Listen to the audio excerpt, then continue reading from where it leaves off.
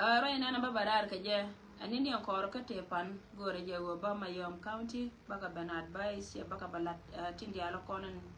tin gor ke ba che be enemy. Lo anga ko bia shia ka message me we ka Mayom County. Mayom County roye me barar ka ye ka te kone chalat. Chana te ka ngai chi chaling ba gwana na ta tin en go chi justice ye biem top kana pul jang chi ka wa. Chiga waka Mayom badang wadian kama Mayom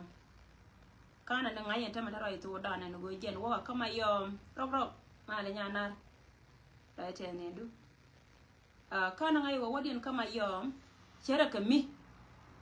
nan kana mal kama Mayom chewana na gan Mayom karo ina ne cheleng manan karamana na nongo tok na ka wa dung tina na chekenin changa jiwa kana wona ne Abraham no gadiya bada nan ce belo ngane riya na yan dia far amma wakan kan ce da mancan naji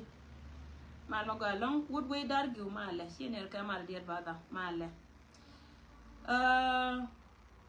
chama jo jen panke ne shika giye na gorko ba wok buli ba ka wakab ke ba wok buli ba ka pay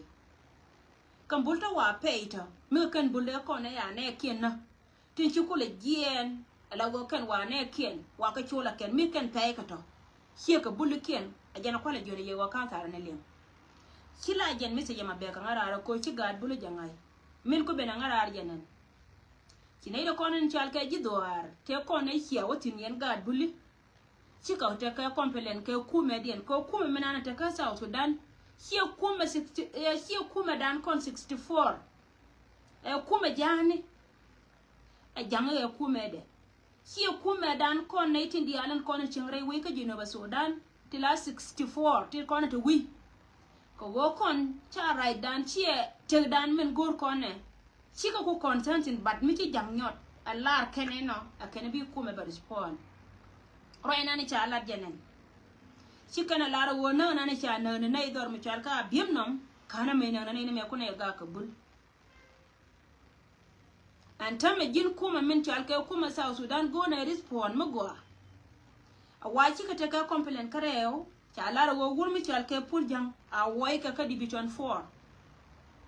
awai ke ko wo puljang la we yari ak nyalu ni mi ga ka jima yo bat gente ko wor ka jima yo bat ke gen to da keleo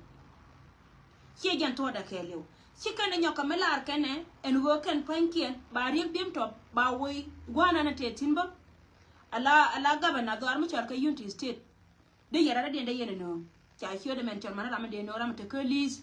wanda na gargalwa ajara mana cha ala da goje na ba no titi lara kai ye ko je na jan plan cha ala ka kani cha ma yom pankien ba ka yin na ke kai cha na ser ka ne cha block kai cha do armu charka panga roye mo cha ala da wa cha ta ni jishine to ko la tan ka liya ken yen cha ma yom a wari dien bata duba goje ba bok ba yebo kari to nan ba bawni ye yi wa korna ne siya tere siya gi kumana makula kai ngai kon dia da go kai la kino wo jen point de kanai to kon chal ke kume chal ka rodi ne ga kume dien anai to kon chal ke kume chal ka rodi e kume dien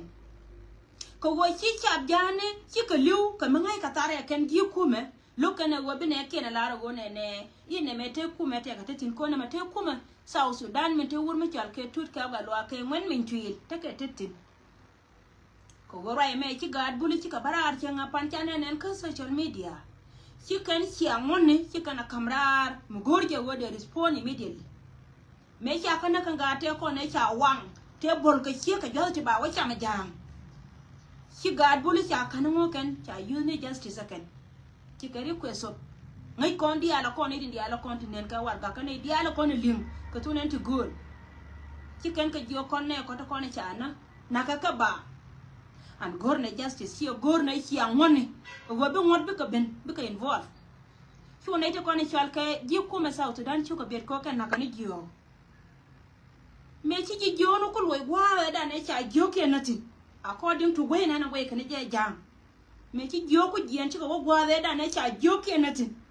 Here ma here dorme de ro gwi na ga buli la wode buli de kana ka je today lakin bul cha ka ko bul kien tin jo te wurmi chal ka ngwan min tuir tetin kane wur mi chal ke tut ka ga lwat lat kane interest dien mi chima interest gad bulidia nei to kono kule ta kane kele yen ka ne la wo mi sha wala ka chuong bi ka bara ka social media ba na ba tag ken ka kane ken to la ken ko ide la wo ka yen gad bulu kon de changan wo kon min chane ngai go te ka liya mi abe na kaye en way na bi ben ka la revendien cha bana da ajitu ar mi chal ka bim nom de chi anyi ka no bi ka ben ka kuma dien jiya nan ka ba goro wa ba ka do ngane ne la ngane ga to kon ta kel ka ye chang bia ben ku yeme be chor ka so zeria no ga re adon nya wono kor dor mi chal ke bul adon nya wono kor ka Mayom County aku etem ne to right to dane ka plan ko ken de Mayom de bo ken ka ken bi de dien ba chop ka Mayom ta ka plan ko ba Mayom ba bo kan yal ka ken bi de dien ba chop ka Mayom an chore je bu cheminan chanan tage roi nan sha Allah de ji jal ne gieng a roi to gore je wo yen cha to kon ta ka Mayom County e wono kor dot bara lo pes kan de kon tin gor ka ken e wono kor ka dot lakin gad tinde kon tare ken ko ka tara dana gat ka tare dana gat waya gat no ka ka ne bas kun ko la ne kun la ga jago ara me la ra yema so na ma jen planet ka ken ta ma kari ku jen poinde cha alin ka cha ma ala go balat tikana la ri ye balat wo jen poinde ba cha Mayom ba ka yingna ko cha DLC citizen of South Sudan tila original one tila jang ken cha ka wanyo de jo Mayom chal ka nori kenena ko ken chike citizen kan ida kon chal ka nori chi citizen ka South Sudan according to malat ka jang ti mo kwa chara ken jang nori chi citizen but original citizen ka South Sudan tin kon de nad bina concern ka te den ka jang ko ku media balar ye wo chuanga na nan ke win mon ke le ko kwidu nyen kan Mayom na kon chi respond ka me chi lat pan ka biem nom la ramene de ka South Sudan we kan wo chi e chi jogo che del we chena we kan wo chi jogo del we chena an chi ka ra la ye wo jen poinde waya gad ya do la jikur so na majen information go ra balar kon pila go ken ka plan go gor ka je ba pul jang ba we lakin pul jang mo we ga cha e we ko je na che bulnak te ka do be dien mo gor na je ken te do be dien mo te ka dien mo gor na je ba kwanya ken mu wai ga pul jang ci wace bun naka wan pul jang ne changa pane wa gat kane tilin yanga ti ci liwon wala ka gat bulin te pul jang tetin pul jang ti ka tetin na jeli ka wuji manana ci gam ti ka tetin go be gat buli be ka liw ko gat buli me woke ci ka wala ne da charo da ya laka ka ci ko ra bim nam cha lunga ken to yen wala yen de ni South Sudan i wa ko wa re wo yen na ne ta ko ni ci liw to de naka pul jang kane ne ka mo no go mo wai ka je cha ja buja ka ne yira ni noir chi noir lakin kon ai concern ka te gan bulu tindiel bul ngai na ye go yene de kon te chang yen dial riudun dial ne dial kon te chang ka ye noir jela yana ne na tammi ci ka bara kan giyo to kon cha ko yo chine ro e pol ka kuidu ko ngai ne ye go dar na ni cha ka Mayom chi nga noir ne de kon te tin ka noir te ya gat ka waya ke lago ka chale na wul jama kama cer ka rai na chalat ka duk ko ken ba ka bo na mo do ken mo gora wa bato ka balar Mayom County ka jena nan ta lade tamo min dong dien a largest ka lo ai ka min to ka Mayom County ka general la county ta pin rai loka te ka rin ma chala da wuni loka ta nga jo ba to biya ti kana la ro yen cha biya la kono ci liu ka Mayom County cha biya la kono ci liu ka Mayom County a wata ne kel ka ye mana gandi ala kono ci gad kun ci ka los re ko re pan amani yen gadi ala kono ci guru kun ci ka ba wata ne kel ka ye ka chonwari tene kel ka ye ka chonwari ka jene lor ne ye chang edan go kon mi nyi ne ka bul to kono ci no wara me kine ka kon ka bul la gadi eli kone ka kaun ka wur mi chal ka ma kal kol mebe la wajen poine bebe nyi ka lo akene mi chili ache ben kama Mayom today min sia la tilo na te ko ga te kon de sia dap te cha wana ka na mi je ai cha ba bim nam te na ka te ko waje na te ka e ka wan awada ko chi ka da ya da na ga da bim nam cha ya mo ka chuang ane kun kala ka je wo wiya ka won nyam ko jen biya dor biya gam tilo na te ka ya ga buli ko wayen chi de mi yen kia to kia la go de an me kuma ma gore to tele me balet kiye me kuma ma gore to che gore je go jen ponde ite me le ne je ko tudu le to ko ne che tin che taira re nori tele balet tim balet kiye ki me te jama che ben kala kama le ka liana ne le ka gara wa wurkur la liu wa kur ko ganga dore min ki ala shi dor mete ka gan mi ki liu kama yo pan ke liu ko jen te dor mi ki ala liu kon ko kon te kon ka insecurity te kon ka wei ta Sudan tele kume do me wei mete ka kume ci gate pan ci ka de liu an ci nuore dial tin kon tin ngai ka te nuore ka ngai ka je wa wur jangala ne plan be lodde an wiyo kel ka ye dum lo men ci ala de mete loy nas ko gora me dane wo gad wo kana je go ci ana ci ma gala de lo ko mi ci na biem no ma go ci o pene je na ka to ma idun ga diel ci ma gala de lo we will appreciate that God bullish ya magala de long ko wajen commissioner ga dan elen mijiya dumu le daga nun me dan ne chaka kap kana mission ta kam je ka wan de da kon confirm de ka look de na waka ga nun mi we mi taka mi jika ngai ka je kana ga nun go gi jena la kap kara chan baran wannan la je wa na shay jor kaman loka je kyongun le shwe la ra de wa chen kel ka wan re ya kada shwa kan no ngi mi de le ka shwe kana la ra je de ne kel ye de ta kel ka wan ye ki nuar be na wan ka jam ki alan magala da lam go je ne che woni chen kwara ko nyala ci go je kana majuda kel magala no tel wata je pandera wallo ko changal confirm God bulite ela ta ela la bulendiel kima jorata kel ka je jobe bulendiel chume kel ka yoy gwa shi kai ka tondi la chenchera la to me cha kana kan bul ti 3000 te cha nang re loka re ne ti 16000 dai me 16000 ne cha nang re loka ne di 3000 ka God bulu te jel kel ka ma kal ko tilla ala daro nana cha ka ma yom county tilla ra me kom loide ti kon lan ke jinjira ka re lo ne ka ken jena ko ga lo ko loide la be me cha ka waje pen cha kana la ja gwar ke county ma yom ka ai di la loide ne be jelo la wiena be lo ina jia ni me da na nyina ka pajut lakin chine ka tilla me la wo lo ina ja ko be lo ina bom go ken pankien cha ku ke ne wo dori ne eted cha nang ne me da ken min ci mel ka nang ci ga yendial ngai ka je wo ci ga yendial gad ga ka ci ga yendial an ba kan yan kwai te ko ne cha lat ka history en go je ne te ka me biya lat a jen gwadu na me chung ne kel ka ye woni a chim ki a liuba yin woni dia te ci liu pan ka kiya ko mi ci na bim no me kiya na woni kiya ma ga la de long ko ga te ko te na te bulu ki ka ga da cha da ki ka ga man jan ci lay da te non kon man wori ci ga man ko di bi chon tuene ci lay da te da non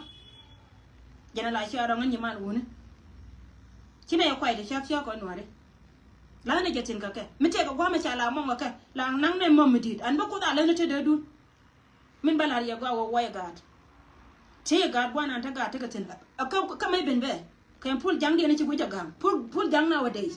pul jang ci buja gam kana makal pul jang kana makal bi kana ne wori aro de nyoka kaira ben pul jang ko gam yo ka kana je biem to wiya ke la wejen biya mo ro ina na cha lar yo ko run ko men to ka ye ba ye wi gor no biya gad bulina wiya na kan gad buli ani maka la dun yo kama yo biya ne ni won kun yen woni chor chor ko ne ji dun pe kam yes chen mo ko yene nyoka chebe go biya gor go apuji won gan ma yo ndo ko no biya le yen yo te dun cheme chi ma ka la re lo ka na ka ma don ka lo make la ka ba do an bara jol ka to ga je be kulina amaka an jambuli ma ka chi del buli lakin yen ga daro ko na te ka wi gonga ya la guri cha la ngada kama cha liya gan bulla sidde kama yon la lo ko no chi ga buli nyin ken wo jaw ba ka ba nyoka ma ka ka ken la wo ken biya ka lo jaw bi bay de biye je ay je te yen guida bi bay de be je an dol chora ka pal taye na ka pan bo ba te wurmi cha ka re biem top tino kana wurmi cha ka kana jen wurma cha la ngada kama kana jen wur dan wi gonga nan wur nana cha moy ke ka nyin la wur nana cha gujo ganga ne wur nan wur ci won je da na cha pul jang kaye je ka an be ko go ya kam ye ko ga andi no be kam ye mo go be na go gar ka ga jana na wade sa gen na ke fara ka pal ko ga te pan te kon te top ke ken ci ka re ka ga da cha da ba man ci ka man jani ka ga da man jani cha yo ken de wa ko ga pain ga ne ko kien cha yo ken de ko pain ga ne ko kien mun no go kor mi charo ala ko la wajen ta ka kam kon ka ga kon ko nuori aba kon bana ken mi cha no kere cha li adan ta nya ken e jel wo ngai ne go wajen mi ko pal lui ne ka li ngadien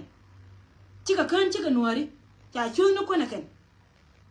kan general di ala ko ne ci barara ta metin ko ne nyin ka kon ka gad ka dial ka gan ma yom gol ka gar ma lut ngada ka karo ade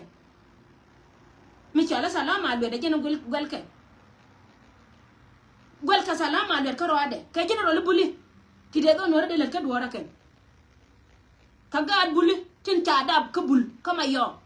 mi cha liya ma yom ko jogo le ti de pul jang to de chwa de japal janat bay de kam yena ma yen gad buli jan ma advice sende kam yena mo chwa da kapal na ka an be ko ka kam ye ma ka ja ruwe da naka jan duna mangai ne generate ngada ka rai biyar wala tetin mo da yet mani ta lama lo na ta ci wata kilo jauta kama bodo da ke na kon hana betene ta na betene na kan tura lo akwa be danya dila kada ro ya long ngani man woni ta na betene na kan tura lo ana betene na kan tura lo birar gori kan ne cha so tiri kana kon no ngara tula male insha Allah da ne kon yen gad bulu to kon te kama yom county waya gad te radon jaw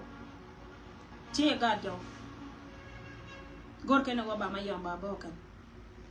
ba ma yom ba bokan gor kene ko wacha citizen ni South Sudan ta kana antela rama chana na yet moda tela ne ri chana ne ri nyati da kon chiema ka kan de na yo partin che wa janga bui ne ri nyati da kon chiema ne ri nyati da kon cha wa te to da kon wa le ke ala go jen da to wa la kana tu mai ni ga bul te mi ane le ke ne tela mi ane le matani a medina jen wa ku ila ne kan bana cho ka wara so te tiga kana kon no ngara yene te na di ala ko la yana gurgwa ga me en go information na dina jen long min gora go biya ngai go riek bien to bi jena bawo buli ba ko pe ani yanu ba lo nya mana kono kit kel ga riek bien to o ye chala right yen mana kon kana di de kon tela riek ke da kel ga ko jena go ba ka nyor ka ba nyor ke go china ben chi ka ben chang ba ko lo na ke jo una le na je yen ka lari nga ka unimis bul chara riek pelwa yen bul chim para riek pelwa riek chara ja pelwa ko riek jena tuye la wodi ni kuare la wo jena te ka wande cha dab kama yom de ngai no go no re te wan ne de la kwela nga ne ka yita ka ja ne de la kwel ka ja na je ne para ye pan de bayina we nga go nga nya do bayina yena garguri pul jam an cha ben kon pa magare ti ngai da ne e chara ku de yar ka je aga to bi le wang do gur mi char ka ga luanga de ka chala ga luanga gur go na la richo de chia mare ejen kai chia mane kan te wang ka gure go ga da ne chala ga lua pe tiang gur wo wa re chio da nga chala ga luanga we gwa aga to bi le tuk bi ne chana go re bo dan ko no cha go along go chia nga lwe do ko de ro da yar ti an ka je ka kan di jali lam jo di ejen e gulben ga jarara lawo jen ni liya gan ma yo medan cha ku cha kya ka je ku celebrate ni je karam kel kan ite ko ne te ka jube ala wala ja kan je te de kan ite ko no ana da ma wote ka ma wala ga lwa ma jiyo cha ala ga lwa ma jiyo ya jamaa ne te wanga ga lwa ma jiyo ka kan ji to dio lien tu bien mi jiya bien mi jiya ma cha na be palo cha na be palo cha ala ga lwa ma jiyo de baga chia ga lwa ga cha ala ga lwa ma jiyo urumbum rồi đây theo là long ngồi chuột cột chuột trong đấy chuột gỡ cái chuột yên ngàn bà ra rồi coi đây rồi đây giả tiếng để gì thế đi gì để làm gì khuya bulu ngồi khuya cái là thà ra ban này nhìn cả cái chuyện đấy là con này chả cầm con rồi ban này nhìn cả so titi kana con này nó ngara là mình đi này cho nó long eduko ken gor ken ba ma yom ba bo aga da ka cha le na ken mi ci ko na lem a changa kai la jay ne changa kai la jay ne ko wojen cha pona na baken kurma bakan yal kamai din jega dan me la wang na ba kwai na ba ka per a kur boy ni mi wo ko ben ka pe ngai je gwa cha gan ma yom be cha gan ma yom be na gan ma yom cha ka be na gan ma yom cha ka be na lakin ken mo ko ben kan yal de kan kasara de kan lat antel mi chana lat yet ka abim no ngode abim no te mi chana lat ndol te mi chana lat ngode ne di to ko na boy wona ta yo la re mon ma tak tak menine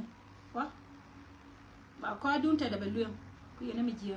ngode yet te la mi chine to so ga long ko ma la ko te ker ka ye baro da ko gara ta me jen information ma no ngara lo nga ko bi asia ka ne kon ka yene da ko ne chal ka jima yom county le nga ja ka rodon ke la na ma wojen pala ne cha la ka kan cha mai di ya la ka wo anytime soon de ka jen bi ko bo ka ma yom county bi ka bok tin